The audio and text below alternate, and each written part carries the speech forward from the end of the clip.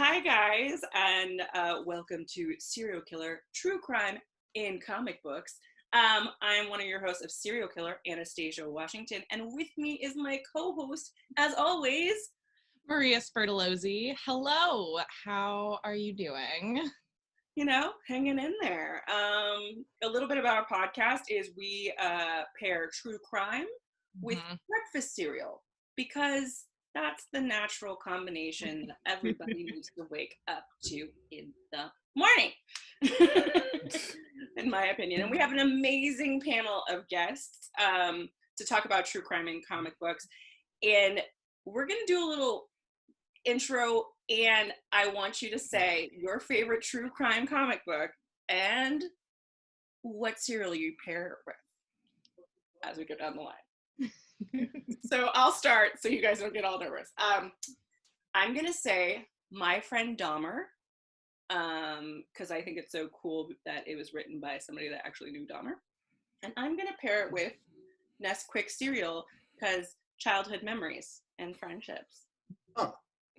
Okay. No? Okay. Nice. No, it's a good call. I tried, right? I tried. Okay. All right. Maria? Okay. I'm going to pick The Life and Crimes of Sacco and Vanzetti by Rick Geary, who has done illustrated stories of lots and lots and lots of true crime. And I'm going to pick Wheaties because it felt like the oldest cereal to go with an appropriately old time period. So that's that stretch. Yeah, I mean, I'm there with you because we're so good at pairing. So great. All right, Jeff. I'll go with From Hell by Alan Moore and Eddie Campbell, and I'll pair it with Grape Nuts because A, grapes were a big part of what the serial killer used to seduce his victims because they were a status symbol then, and nuts because this shit is crazy.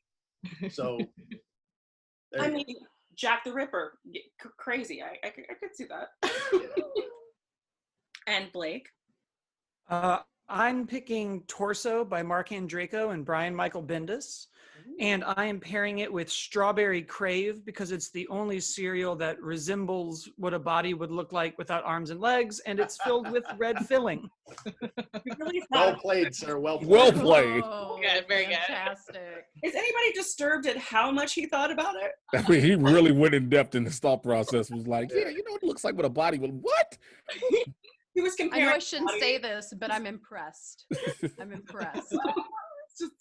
I take my cereal very seriously. Dude, someone at Kellogg's is laying out an advertising plan as we speak the minute they hear this. Sure. Well, you know, I'm looking forward to the commercial for that. Jay, what do you got for us? It's funny Blake said that because mine is the exact same thing. Oh no! It's okay. It's a great one because it really gets you into it, especially when it starts talking about things. Just to start off, for me being a Chicagoan, you know, hearing about Elliot Ness and Capone and watching the story develop throughout the entire thing. But for me, it'd be the Teddy Graham cereal because you can bite the head off the Graham. You know what? And they're all anonymous, like right. You don't even know, like you don't know what hit. You know, I'm gonna go walk that way. Just... No, you know, it's so funny because if it helps, my runner-up was a reason. All of us. What were you saying, Blake? Sorry. I said my other choice for this cereal was Frosted Mini Wheats because left under the milk long enough, it's unidentifiable. Ooh. That is also a good call. Also a good call. Melissa? I'm worried about Blake. I'm really just you should be. You should be. I've served him enough drinks in my lifetime. You should be. Blake is my homie too, and now I'm like, I might be friends with somebody who got some evil thoughts. All right. You definitely are. Not necessarily Blake. Melissa? Actually, I'm going to go with My Friend Dahmer too, because I really liked not only like instead of portraying him as somebody that is just a monster, they actually gave a perspective of him as a person, as you know, they went through his backstory and all that good stuff. But I would pair it with Rice Krispie treats or Rice Krispie cereal because of the snap, crackle, and pop of bones. Ooh. And then they turn to mush. unidentifiable for the most part. Yeah. And he ate them, so it could be a treat. There's so many layers. I was hoping that things would take a dark turn quick. So we started out with this dark, very fun. yeah. I don't know if you knew what this whole panel was about, Jeff. No. I'm just glad we got to it quick. It's great. Anastasia, my favorite part of this show is how seemingly innocent it is. Of just like, it's killers and cereal and it's fun, but immediately it's like, look, it's this cereal because just. I'm sitting with the background of a bunch of comic books and comic book posters looking jovial, talking about some, yeah, you can bite the head off Teddy Graham, saying nobody gonna think about it. Just...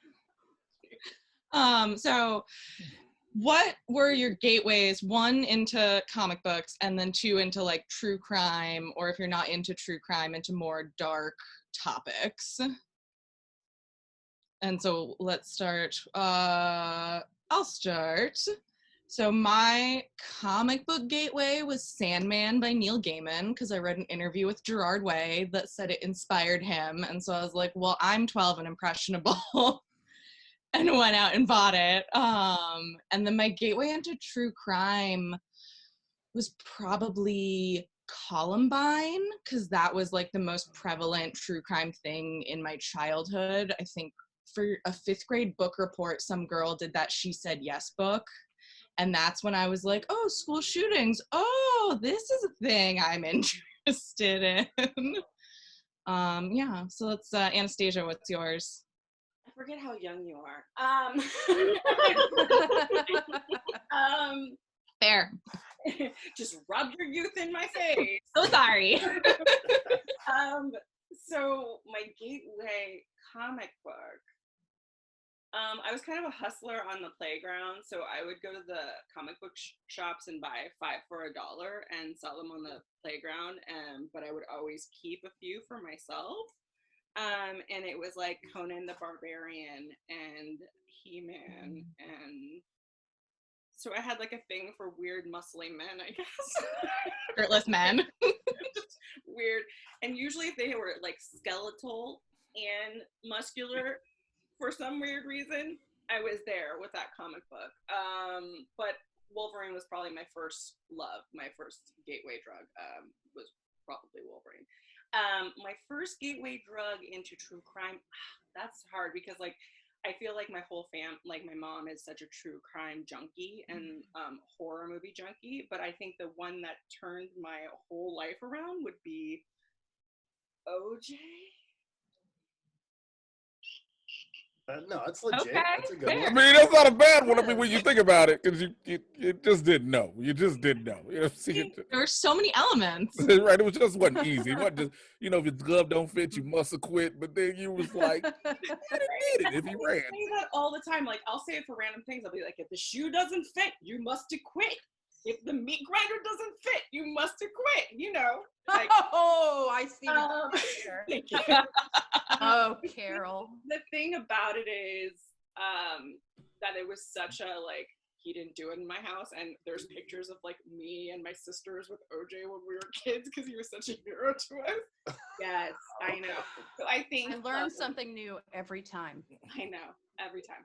But I think only until maybe 4 or 5 years ago, I still believed he maybe didn't do it. So let's just, that's a lot to unpack. I'm so sorry, you guys. Jeff? No, that's what we're here for. Like, by all means. I want to hear some crazy OJ shit. Come on. I was just like, maybe he didn't do it. And then I read the book, If I Did It. And then I was like, no, you guys, I think he did it. Which, by the way, has the phrase, I did it, in its title. So He said, if. That's a big if. If. Well, he did spend 10 years looking for the real killer on every golf course in America, so there's that.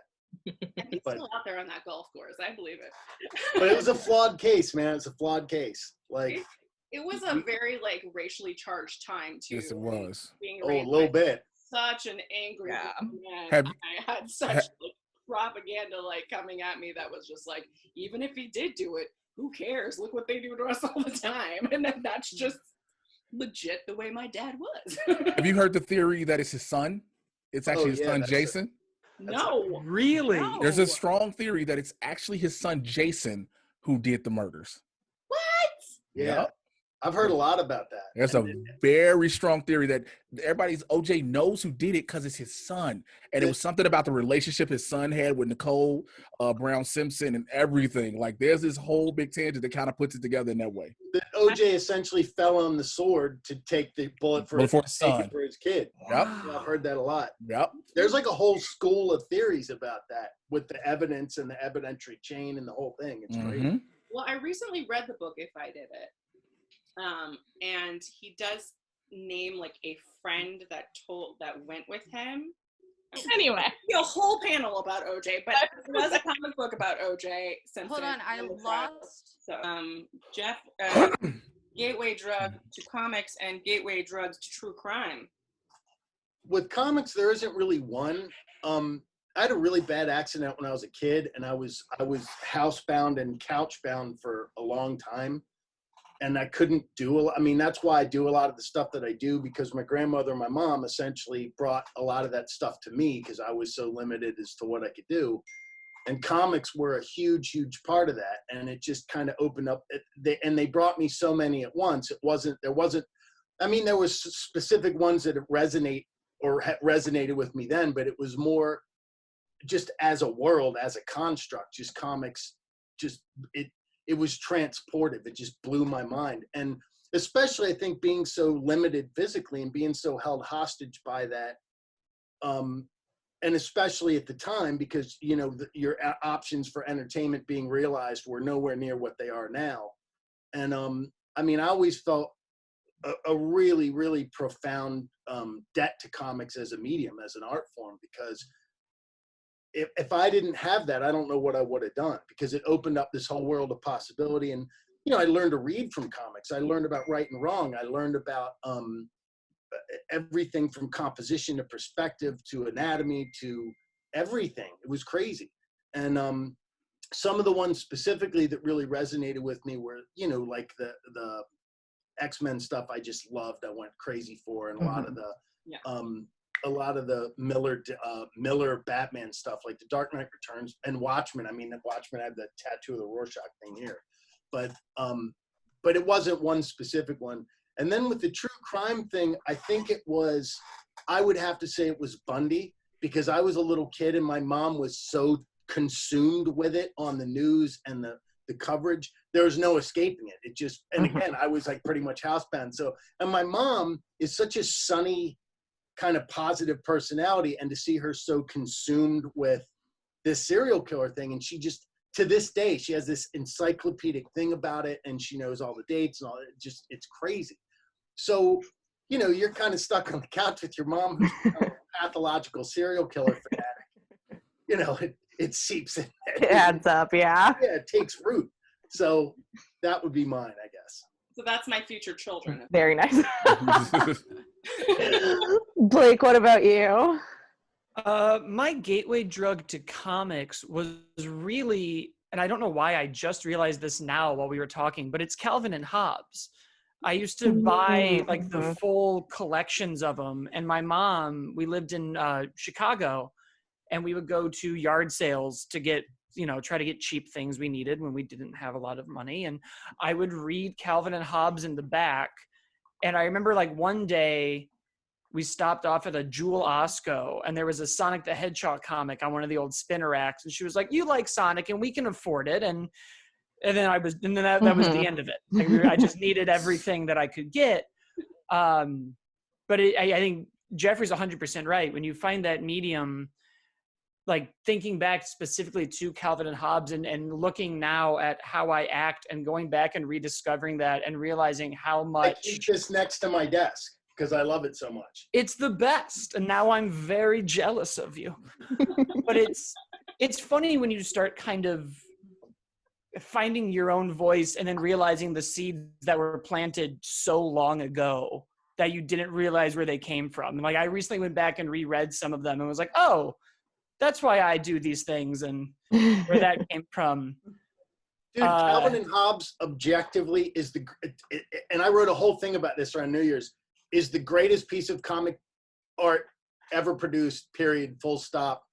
period. And I love superhero stuff, but Calvin and Hobbes is not, there's that and everything else for what it's worth. It's amazing how something can be so profound, funny, and like for everybody all at once. I think it's really hard to like check all of those boxes off, and it's something that really comes around maybe once in a generation for people that is just like they hit every single thing they were trying to hit. But on a darker note, the switching over, the gateway to horror. Conversation. We're talking true crime. True crime. Well, mine are a little hand in hand, and yeah, that's fine. Right. And true crime is horror, Anastasia. It's not a fun romp. Fucking coming at me for Crave cereal. We're not talking about dark things. We're just talking about murder and killers. Truly the brightest star on my journey. But when I was 5, I rented Halloween because my dad thought it would be funny when I thought that it would be a fun kids movie. And when we finished watching it, my mom was like, "Oh, it's okay, honey. There aren't people like that in the real world." To which my dad said, "Well, what about the Devil in the White City? He's from Chicago." And that like kicked off me like learning about all these things and being like, oh my God, there really are murderers and horrible people, and the thing that goes bump in the night. And, you know, they don't fall off ledges and then disappear and make 7 sequels that are bad until a bad remake and then a good reboot. But they're there. I mean, he should have his own reboot and stuff like that. H. Holmes or Michael Myers? Because Michael Myers is going through another one again, okay? I mean, I think it's going to be great. But I will say Chicago has some pretty notorious crimes. So you guys, the history of gangsters, it's a crime city, you know, it really is. First of all, I'm gonna need you to stop being that. St. Louis. Oh, you bad, but you're not as bad as Chicago. I'm from the south side of Chicago. Like, we are terrible. Like, we are awful. Oh, the St. Louis-Chicago wars. Oh, it's always gonna be there. So Jay, what about you? So for me, comics, the comic book gateway, oh man, I couldn't tell you what. It was so many comics. I was always going to the Walgreens with my grandmother and grabbing stuff off the spinner racks. And then I would get introduced to, I believe it was the X-Men and the Fantastic Four. And then one of my friends came along and introduced me to this character who would have a spinoff outside of the Fantastic Four. And his name was the Black Panther. And so that was something that started my rabbit hole. Like, I go Marvel, DC heavy, some Dark Horse, all those different ones. There's no telling when I'll stop reading. Got me. Is it you? I don't got a glove. The glove don't fit. I didn't freeze him. Melissa. Back to us. Yes. Hi. I guess we'll just ask you. We'll move on to Pinky in the corner. I just redid this because I have let it go throughout quarantine. So I was like, maybe I should like shower, do something with myself. So I started out, my mom still thought I'm an identical twin. And so she still was trying to make me the girly twin. My twin is clearly the girly one. But I started with Garfield and with Archie comics because anytime I was sick, my mom would get me a double digest. And so it's adorable. It's cute. Oh, yeah. But then I started getting into Spawn and things like that. And I think what opened me up to that is, I guess this is true crime-esque, not related, adjacent. I watched the video of Thriller for the first time, scared to death. And then I watched the making of Thriller. And I'm like, oh, this is pretty rad. So, you know, let's take Michael Jackson out of it. And just a true crime situation in itself. True. Yeah. See, I said adjacent. Exactly. So then I watched A Nightmare on Elm Street for the first time, and I was obsessed with the makeup and everything like that. So I started getting into Image comics like Spawn, things that were a little darker. And so then I started kind of deep diving into like a Hellblazer shoot, which is about a lot of school shootings, and they were originally going to release it, but it was right before Columbine happened, so they waited almost 11 years to release it. And so yeah, that was my gateway. I'm trying to think if there was a second part. Gateway to true crime. To true crime is then Hellblazer shoot, which is about the school shootings. Yeah. You know, My Friend Dahmer came out self-published in 2002. Yay! No clue what happened. I'm sorry about that. My internet just dropped. I was like, what's going on? It just dropped.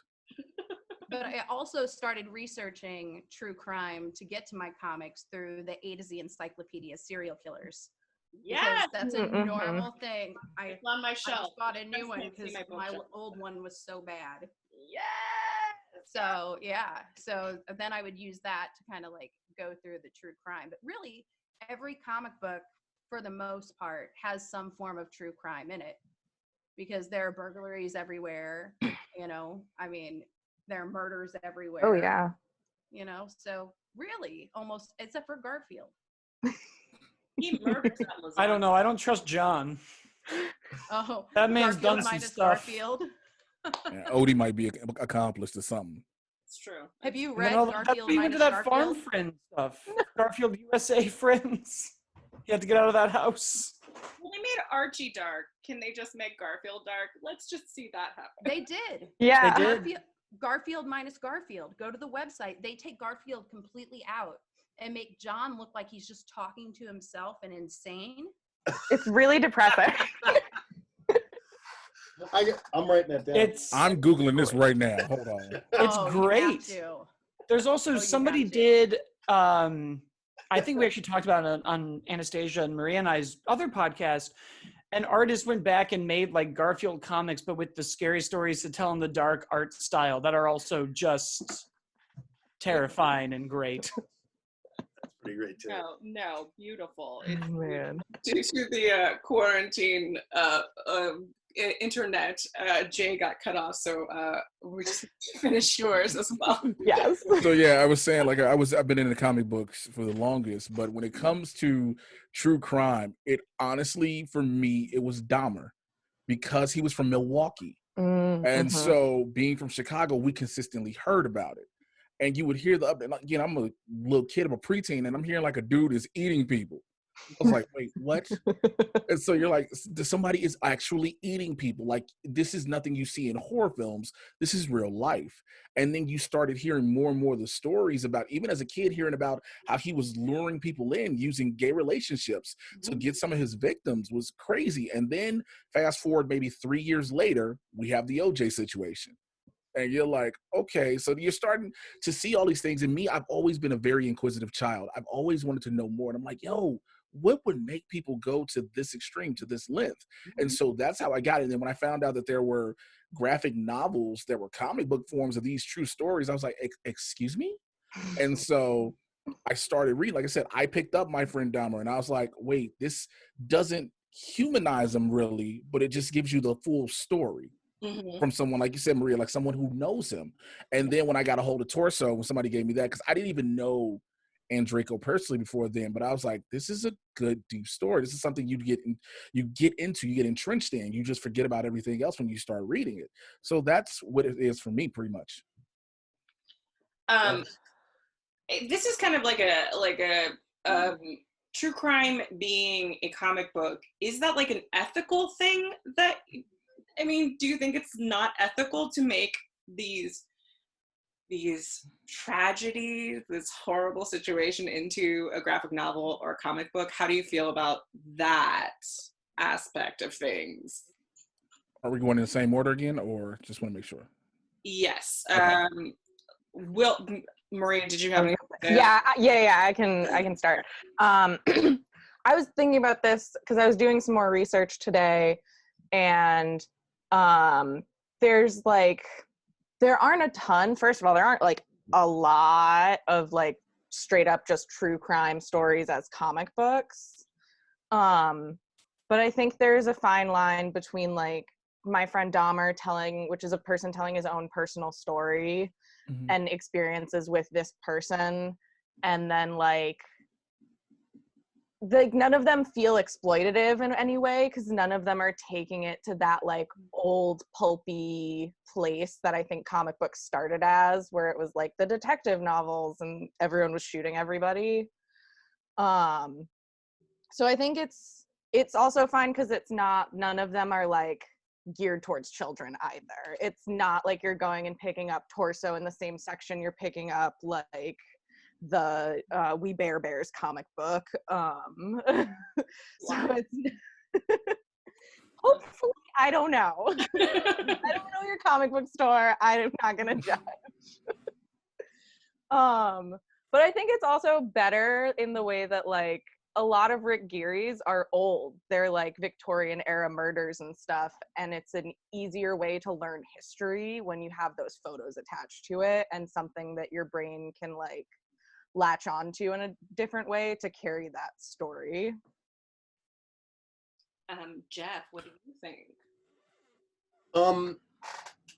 I think comics are a really, really super effective way to do it, because the bottom line is people are always going to be terrible, and the rest of us are always going to be fascinated by the people that are terrible and capable of it. And I don't think that, ever since the first one, since Jack the Ripper, the first serial killer that was really widely publicized, I don't think you're ever putting that genie back in the bottle. I think that as a culture, just as humans, but especially as Americans, because we have such a peculiar and specific relationship to serial killers, and crime is such a big part of our day-to-day, covering crime.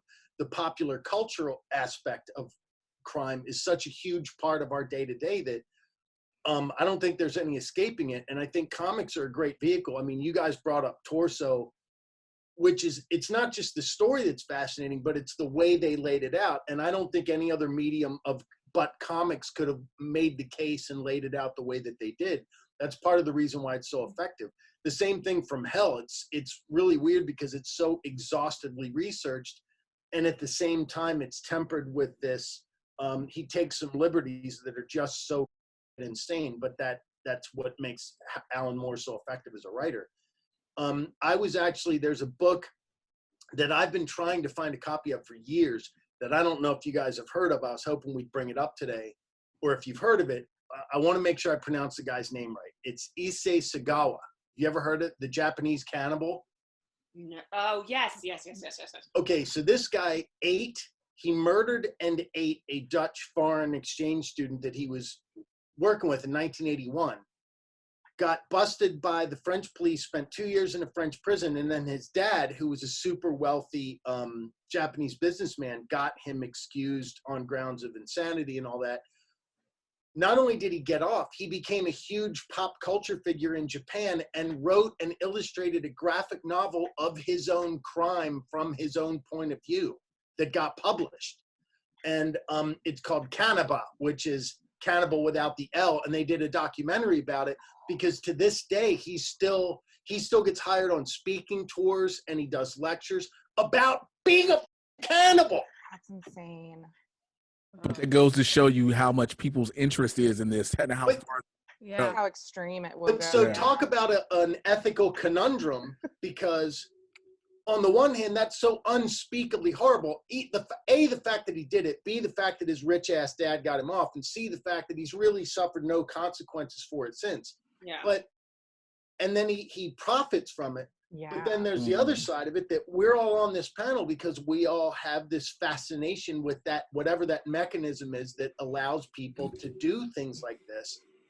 And if any of you say that you wouldn't be interested in seeing this guy's graphic novel version of his own crime from his own perspective, I don't buy it, because that is by definition a fascinating window into whatever that thing is.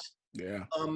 So I don't know, man. In that, I brought that particular instance up because it encapsulates a lot of what we're talking about. Because does your intellectual curiosity about someone being capable of doing that outweigh your ethical problems with, you know what I'm saying? Yeah. And I kind of fall on the side of it that I think it's so singularly fascinating that it's not up to me to moralize it, because I think it's so unspeakably terrible on its face. I don't need to do that, but I am fascinated by whatever that mechanism is that allows these guys to do that. And I always have been. I mean, we all are. That's why we're here. Yeah. And I think comics are, maybe not this guy in particular, because I'd throw him in a wood chipper if I could, but I think as an art form, they're a perfect medium to transmit a lot of this stuff, because it's equal parts prose, visuals, but it still leaves enough for you to fill in the blanks on your own intellectually or creatively or imaginatively. And that's what makes comics so wonderful as a medium to begin with. So there you go. Very true. I have to buy that comic book immediately. Blake, right? No, I don't think there's an ethical problem with true crime comics any more than there are ethical problems with any other stories that comics or fiction do. I mean, I think this is a conversation that I explored a lot in high school with like video games and violence and what causes what and what's bad and what's wrong. And Maria kind of tackled it a bit when she said, well, there's an audience for it. And there's a specific group of people this is made at and targeted at. And really, if you have an ethical issue with those problems, your problems to me really should come with the retailer who's going, torso is appropriate for this 6-year-old who's also buying Archie. That's a different problem. I actually think it's good to explore. I mean, we talked about it a little bit, but there is our brains are conditioned to want to understand things and figure it out. And when something horrible happens, your brain will work overtime to understand why that horrible thing is happening. You look at kind of the state of the world right now and how desperate we are to understand it, to have an answer, to figure something out. If anybody's ever lost a loved one, there's a need to make a villain out of somebody, go, well, if this had happened, it wouldn't have happened. And there's a lot of conditional statements. And I think there's a catharsis in reading things like Torso and the other books that we've brought up that give you that understanding and make you kind of go, okay, well, their brain is broken somewhere, and that's why they did these things.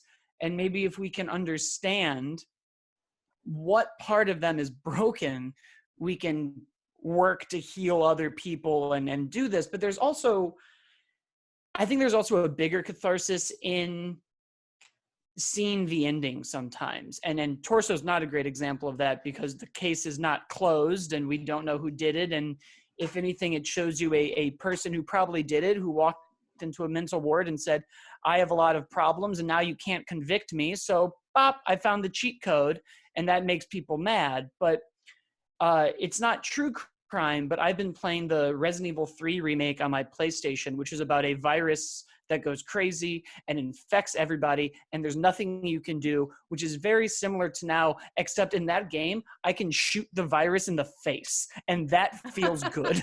and it gives me a way to beat something that I cannot beat right now. And I think there is a release in that. I also think when you look at things that are real, and when you explore the history, right? If you don't know history, you're doomed to repeat it. And I reread Torso this morning just to be ready for today. And I was amazed how many things in it are happening right now in our current climate. You have a mayor who's demanding that the killer be caught before his election, to the point where they convict the wrong person and a murder happens during his national convention that he was trying to avoid. There was such a demand to get back to normal that they didn't do the proper steps to get to a sense of normalcy, and then more people died. And you look at right now with how we have, people in power demanding that we reopen things, demanding the economy comes back. I saw today that Dr. Oz said, well, if we brought back the schools, it would be what, 2 to 3% of kids who would die? Someone I think those are drag that guy by his hair out in the back of a barn. And I think that's also why these stories are important to see and read and find, because you see the mistakes we made And hopefully, if you see enough of them, at one point you go, maybe we should just let this thing, we do it the right way this time. Because look, we rushed it out the gate, and then a body showed up during my election, which is way worse than just being like, there's a guy I'm trying to catch during my election. Yeah. Have you heard the thing where the guy that they never caught that they believe did the torso thing is also responsible for the Black Dahlia murders here? Yeah. What? Yeah. So many people. It's so crazy. Like we could do. But that comes from some of Elliot Ness's own case files that they discovered later that he was working with the LAPD because they think that there's definitely some shared things that they thought were they could never prove it, but it was substantial enough where they made the case that it was the same guy from Cleveland that did the Black Dahlia. Wow. Interesting. Jay. You know what? When we say, is there an ethical thing? I don't think so. And Blake brought up a great point in video games. You guys also brought up a great point, Maria. I think you said there's an audience for it. But the biggest thing is it's not just done in graphic novels. Yeah. Movies are doing this. Movies do this all the time. TV miniseries do this all the time. And the only reason I think people would say there's an ethical standpoint when it comes to graphic novels is because you automatically attribute them to comic books. And then when you hear the words comic books, you automatically attribute them to children. And people forget that there is a line. It's not even a fine line. There's a line. There's a definitive line between what are R-rated comic books, if you want to go NC-17 rated comic books, G, and so on and so forth. Yep. And so the ethical value of then, as Blake said, with people going to see it and paying money for it, I know people will then go, well, what about those people who ingest this and people who want to see this and read this? It doesn't make them horrible people. It makes them people who are inquisitive. Anyone who wants to find out more about anything is not horrible by nature. You're inquisitive. You want to know want to know more. I don't think that in any way to say that because a person hears about a story and it somehow becomes a graphic novel where they can read it and find out a little bit more in one medium, they don't want to go and transfer to another medium and do their own research. It doesn't make them a morally dysfunct person. It makes them a human being who wants to know more. Yeah, you're Very absolutely well put. right. And I think the horror movie and true crime community are probably some of the most empathetic people I've ever met in my life. But that's a whole thing. Melissa. Well, Jay made a good point about them then taking it into, television series and into movies and things like that. I mean, My Friend Dahmer just came out on That's Amazon. right. Yep. The kid who plays Harvey on Sabrina, The Chilling Adventures of Sabrina, plays Jeffrey Dahmer, and it's actually really good. I really enjoyed it. Yeah.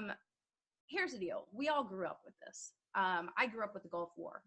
I grew up with the kidnapping of Sean Hornbeck and, living that whole thing. There was a girl near my house that got abducted that they never found. I mean, I can remember when John Walsh's son went missing and that terrible crime. We've kind of become, I don't want to say that we've kind of tuned it out or become numb to these situations, because I don't really think that's the case. But I guess I should point out my degree is in art therapy, one of my degrees. And so I find these things fascinating, just like what you guys were talking about. There's a fascination with why did they do it? Now, granted, I will say there's a time and a place. There is a thing is too soon. You don't cover things too soon. A buddy of mine runs the Museum of Death, and we've had many, many conversations. But one we had was, what line does he draw when he puts things in there, for example? And he said, unless it is a high-profile case, he will not put anything from Los Angeles in there. He owns one now in New Orleans, too. But there's a fine line of how quickly, you can do those types of things. I mean, at the end of the day, we all want to know how things work. I mean, and it's there's nothing wrong with that. There's nothing wrong with wanting to know why someone did this. I mean, I look at people all the time and wonder what makes them tick. I look at myself all the time and wonder why I do certain things, you know, why I sleep with my arms crossed. Figured that one out. But I constantly try to figure this stuff out. People watching is a great way to do this stuff. But there's also something, death is the one great unknown. Not a single, you can see a video now of being born. You can, you know, even hear stories of your birth. No one knows what that is, what the final moments are. And there is a fascination and a fear with that, because we're all coming to terms at some point with our own mortality.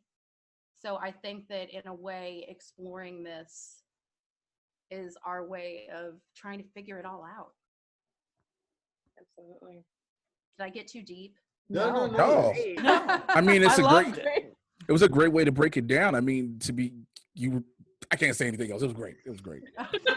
By the way, they do have a ton of Gacy's paintings at the Museum of Death. Yes, they do. I have a strong stomach, and halfway through I got lightheaded. Wow.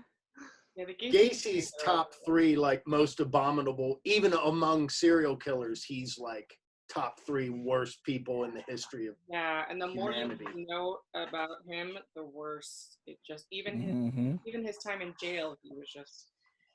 When I was a kid, speaking of your gateways to these things, we had a rundown house in our neighborhood that had like weeds and everything growing in front of it and like a flapping, you know, screen door. And all the kids in our neighborhood made a rumor that a guy lived there who dressed like a clown and killed people. And I didn't believe it. And that's how I learned about John Wayne Gacy and had to be like, no, guys, this is real, but it's not that house. Like, Somewhere else. I figured it out. But it is very. By the way, does anybody remember, I know it was like an 80s kind of thing, there was an ice cream cone cereal where they had Absolutely. the little Yeah. cones. That is Gacy's cereal. Stop. It would go well. Because Now, you got to also look at the really old His little cereals from the clown. 30s and 40s that had clown mascots. Yeah, this is true. Oh, Because that's the trick There's when so pairing. many. Because when I was really thinking about this, I was also like, well, what cereal works? But really, what weird cartoon mascot might be the serial killer? So ain't nobody gonna say Boo Oh. Berry. Nobody's saying Boo Berry. No, It was Blueberry, he's an Fruit Room. innocent soul. A misunderstood man. he's got Now, Yummy Mummy, that dude's got some skeletons in his closet. Boo Berry is the forgotten one. Usually people go for the Frankenberry or the Or Count Chocula. Fruit Brute is the forgotten Yeah, cereal Fruit man. Brute. Pay attention to the guy that's just hanging out in the back. I don't know. Fruit Brute's out there. Boo Berry, he's like blue. He's smiling. He's like a little Casper boy. I trust that man. He was the friendly ghost. Fair. Now the We trick still never found out how. killed We those still, didn't kids. we still never found out how Casper died. Did you ever notice that? We just know he's dead with 3 dead uncles. Like, we've never heard how Casper died. Okay, Well, when here's Fincher I gets a just hold of that script, that's what we'll dig into. I just saw this a couple weeks ago. I saw this whole thing that lays out that Richie Rich? Casper is the ghost of Richie Rich. And and if you compare them side to side, they look exactly alike. They're designed the same way. Yeah. Oh, Did you see what I'm snap. talking about? That same thing? I know exactly what you're Okay. talking about. It's weird that I do, but Okay, if well, I still had I would whiskey, I believe would that. cheers but you. still, I still want to know how he died. Like Family Guy, it was Family Guy. They did a spoof of it, and they said that Casper hung himself. So like, there is never. They literally said he was going to hang himself. In the Family Guy, you know, they do little cutaways. That's always been one of the things when it comes, again, when you start thinking about different things that people may consider morbid, but you always wonder these things. You're like, a ghost happens when someone dies. Right. How did they die? Yeah. Oh, so many little girls' hearts are breaking, like thinking about the movie. Yeah. So Is it sad. Casper's house that they move into? Yeah. And they Okay, so it's a home invasion situation. They talk about his dad building that machine to bring him back. Yeah. But I don't remember them ever talking about how he dies. No Well, one if it's ever. a children's movie, Maria, they wouldn't. Well, I don't know. They Bambi's could- mom clearly gets And shot. as the blade slowly went down Casper's left wrist, he remembered. She asked him once in the movie, and I think he said, "I was so cold." And Yeah. Oh, so it's you just extrapolate hypothermia or something. Wait, but remember that being house really was cold. huge. His dad had enough money to build a machine to try to bring him back. He is Richie Rich. Also, yes. Richie Rich. Richie Rich, which, I mean, that dude's got a target on his back. Really what this panel's about is Casper in the front. Dennis the Menace killed him. Okay, so according to the film, Casper was a 12-year-old boy living in Whipstaff Manor with his inventor father, J.T. McFadden, until he died from pneumonia after playing out in the cold until it was past nightfall. Well, that's just bad parenting. That's bad You gotta parenting. get your kid back in the Neglectful house. parenting. I mean, How cold? Jay and I was are from it that Chicago. this It got kid- too cold. Our parents were like, "Get back inside. It's windy and snowing and icy. What did you say, Melissa? Stir up at icicles." I was just saying. First off, I never played in the snow for that long. If it's too cold, my ass is back inside. Why would you? And we- There's hot cocoa inside. You I guys just like realized- snow. Oh, touche. No, but first off, can we curse? Oh, 'Cause I just said Not we really, might- but it's okay. However, it was done. okay. It happens. But Ask for forgiveness, not permission. How long was he? Yes. How long was he out there? Again. If he got pneumonia, like was he out there? Well, for you also have days? to Like, remember, modern medicine at the time was not what it is today. It doesn't. Modern medicine That's has nothing true. to do with That's how quick you true. can catch pneumonia being outside. He's a 12-year-old There was no boy. heating inside. Like, that's a house that does I not have also don't central think heat. cold has to do with the pneumonia. But he probably that's just what got I'm pneumonia. wondering. Yeah. Maria, I don't know how diseases work. I was talking about shooting them in the face in Resident Evil. I'm not the man to talk to. That's probably true. I have had pneumonia. I bet like, Papa and I was Rich had a not in pretty the snow. substantial insurance policy on little Richie. Wait, what year did he die? Hold on. I'm Googling all of this while we're talking. I still think Dennis the Menace did it. I think we have time for one more topic. And This is great. I think it's a really good one. Maria, did you want to? No, you go for it. Okay. What true crime do you wish was in a comic book that is currently not in a comic book? Oh crap! I did some research on this one. This is going to be really deep. For me, So- I wish that the LaLaurie Mansion, they did make one, but it was very artsy. I kind of wish there was. It was just very like artsy and like I don't know. To me, my mom being from New Orleans, that case fascinates me. It's the most disgusting crime I've probably ever heard in my flippin' life. So I would like an adaptation of that. Maria? Fair enough. It like Eileen Wuornos has already had 2 documentaries and a movie, but I still kind of want like her lover or that woman that she was with to like do a graphic novel a la My Friend Dahmer, so that we can get more of an like actual inside and not like people exploiting her for money inside look at Eileen. Yeah, I would say that's mine. Might be a little exploitative. That yeah. My lover Eileen. I like There you go. Steph. 5 to 7 years from now, when we're looking backwards, I'm hoping that someone will take on whatever the summation of all the craziness that's gone on in the past 4 years in the White House, the way they handled looking backwards at Watergate, or the way they handled, because I think there's a treasure trove of stuff that we're not going to be made privy to till a couple years from now. And I think once we're on the other side of that looking backwards, it's going to be the greatest graphic novel / TV / movie series of all time. I think we don't have any idea where we're at right now, how vast and comprehensive the malfeasance is. And I think it's going to fuel comic series for quite a long time to come. And I'm really looking forward to it. Like, I really am. I feel like I'm reading a great book and I can't wait to get to the end, because I know it's just going to be crazy. And I have no idea how bad or how crazy or how completely huge in scope it's going to be. So that would be mine. Oh, nice. I love it. Blake? I mean, I brought it up earlier, but it's Devil in the White City. Because I think that character is just so fascinating. The same way we were talking about how these people are fascinating and weird and crazy and evil. That's how I said that. But really, like, when you look at Devil in the White City, it's not just the horrificness of what he did, it's the setting. It's that World's Fair Chicago, what do they call it now? The murder mansion, the murder something. I wrote it down. I have a puzzle that I'm doing next. His awful, like, jigsaw type room and house that he had. Like, I think the comic book medium would convey that very well. And I did a little bit of extra homework, and I want Tom King to write it, and I want Russell Dauterman to illustrate it. Dude, he is an overachiever today, Blake.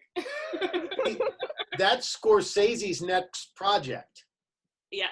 They've been saying that for years, though. That's DiCaprio and Scorsese have been working on that since I was in high school. No, but just like 3 weeks ago, they just put a big thing up about it. I'm looking at it. Oh, sweet. Now it's a Hulu show, I think, right? Yeah. Yeah. That sounds right. I'll still take it. But I will believe it when I see it. I wonder if they're gonna get a little Jack the Ripper in there, because that's also a theory that everybody gets a little Jack the Ripper as a treat. Well, the theory is that he was also Jack the Ripper. So, are you saying there's a true crime MCU type universe happening? Crossover. You think you're the only serial killer out there? They think they're the same person, so it's not quite a crossover. I'm confused. Okay. I was looking up too. I was trying to see if it was a graphic novel. I knew it was novels on it. The David Koresh Waco situation. Oh, yeah. I would love to see how they illustrate that, because we heard so many stories, of what it was like, and then leading up to the siege, to that big moment. Yeah. And like, to be able to see that illustrated, to see the moment where the cult members, for lack of better words, drink the Kool-Aid, all these different things that happen. And this was something that resonated through history, because remember, Janet Reno was the focus on that one, and we never stopped talking about it. And after a while, people just let it go, but some people still want to know exactly what happened. What were all the details that we were not told? Because there's a lot we weren't told. Yeah. And I don't know if you saw Red State, but that one, Red State is kind of like a Waco situation, and it is possibly one of the most disturbing movies I was just like at the end. What? Yes. It is not the sequel to Mallrats that I was promised. No, definitely not even a little bit. I was like at the end, like, I don't know how to feel. I don't know who I don't like that. But yes, that is, Waco is a whole bag of stuff. Crazy. Melissa? I guess I have two. One, going off of Jeff with the whole government kind of stuff. I would love to see something about Chelsea Manning, who was the soldier that, leaked all this information to WikiLeaks about what was actually going on in Iraq and Baghdad, including killing women and children for God knows what their real reasoning was. You could delve into the psyche of some of these soldiers and what was going through their heads. But I think it would be really, really fascinating to find out exactly what was going on over there, because it is true crime. It really is. Oh, yeah. And we deserve to know at some point. That will never happen, but we still do. And number two, I'm going to go off recently just to lighten the mood a little bit. I want to know about Carol Baskins. I want to know, maybe this quarantine is our time to solve this. But we solved it. We've already covered in sardine oil. It's over. That's why would you thing. say that out loud somewhere? Well, why would OJ write a book that said, if I did it? Because he did it. And so why would she all of a sudden say, if anything, like, you'd use sardine oil? Can the Tiger? Can it could be like a Tiger King comic book, but it's like Lisa Frank style? Yes. Obviously, that's who would write it, Anastasia. Of course. No, just Frank the doesn't artwork. write things. Just the illustration, yeah. The language could be dark as can be, but like let Lisa Frank design that thing. Yes. I love it. She's they're due for a already- comeback. She is. She's due for it. I've always 90s nostalgia is about to hit. She did make so- a comeback. She was selling leggings and stuff. Oh, yeah. well, I did not know that, and I'm And sorry. they did a SpongeBob crossover, Lisa Frank style. It was interesting. Okay, so thanks. Did we lose Jay again? We did lose Jay again. Yeah. Okay, we're gonna go line and tell people how they can find you. Do we want to try to get Jay back in before we do plugs? Yeah. Let me pause the recording. Right. So we're just gonna go down the line and we're going to tell people where they can find you. And so we'll start with Jeff. I'm Planet Henderson everywhere. Website, Twitter, everything. Instagram, snail mail, everything. Just write Planet Henderson. It'll be great. So if you write on a snail, Put it in the mail. Henderson. Yeah. Little snail will come up with my name on it. It's great. Oh, there he is. All right. Yay! I apologize. That was it just dropped, and I was like, okay, I want to fight everybody responsible for the internet. It's okay, you're back. And Blake, where can people find you and all your projects? I am at, as always, Blake on Twitter and Instagram, which are really the two places that I am. I do 3 podcasts. The first one's called Hollywood Already Did It, about movie reboots, remakes, and sequels and adaptations and whether or not we needed to tell that story again. I do another one with Anastasia and Maria called One More Drink. Right now we are talking about our first times, which can range from a multitude of things to the first time you got drunk to the first time that you made money for yourself. And the third one I do with nobody who's here called How Do You Figure, about action figure and toy collecting. Anastasia was on our last episode in a pre-COVID world. And that is it, I think. Also, I miss all of you guys. And in the back of my mind, I just want to be like, should we all get a drink after this? But I know we can't. But like, should we all get a drink after this? Can't we? As long as Anastasia doesn't make her own drink. Okay. Jay, where can people find you? When my internet is working, on Twitter and Instagram at Mr. J Washington, MRJAY. You should know how to spell Washington. My YouTube channel, youtube.com/JAY Washington 80. The Mad Titan podcast, where I get you caught up on everything happening in the Marvel and DC live action and cinematic universes. It is Barbershop Talk for Nerds and Blurds in the Hood. I do that myself and Winston A. Marshall. We go live on YouTube every Tuesday, 2 p.m. Pacific, 5 p.m. on the East Coast. youtube.com/BLERDS, the letter NTHEHOOD. So tech savvy. I'm so tech savvy. Hey, we're back. And we never left. I don't know why I said that. I'm just kidding. Melissa, where can people find you? At a bar? No. That's what I'm talking about. Not right now. Yeah, not right now. Good thing I'm stopped. You can find me at Wrath of Hearts on pretty much everything. And then a little girl that's over this way that is probably somewhere over in any of the other boxes. Anastasia and I have been throwing some stuff around, some ideas and stuff like that. So I guess look out for that. Yeah. Whoop, whoop. You can find me at Anastasia W on Twitter, at Anastasia Watch on Instagram, Anastationtv on YouTube. I'm doing some virtual stand-up shows, so watch those. Watch out for those. We do a podcast together, obviously, called One More Drink that Blake already said. Yes, but the more you say it, the more they'll remember. So Maria also should repeat it. Which you can find on all social media and all your favorite apps. I also do Legion of Leia podcast. And I also do Serial Killer, which we're listening to right now. Well, we're doing kind of in a weird virtual channel thing, which you can find at Pod Serial Killer on all social media. And you can email us, podserialkiller@gmail.com. Maria. Yeah, you can find me on Twitter at Maria Longname, and I make things with my hands and sometimes post them on the internet. And that's Ooh, a fellow all. crafter. Yeah. Just crafting. Thank you guys for all being on the panel, and thank you guys for watching, and stay safe, you guys. Yeah, and eat some cereal. Some cereal.